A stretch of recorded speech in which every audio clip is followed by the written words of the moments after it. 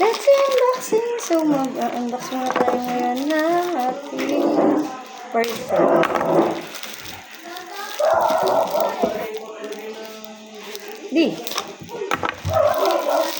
So, ito yung ating parcel. Tatlo yung laman.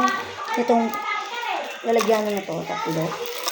Isa, dalawa, tatlo. May umaalog sa loob. Ano kaya ito? So, i-open muna natin. Maingay sila sa baba. At ako nandito sa taas. Ang ingay nila dun. So, paano ito i-open? May open dito. I-open natin. Paano siya i-open? Wow. Makeup brush pala to. With mirror. Oh. Ang dumi ng mirror. Makeup brush and mirror. So, meron tayo ditong pang foundation ba to? Basta pan dito siguro to. Ay, hindi. Ito yung dito. Ito hindi ko alam kung pang contour. Ewan.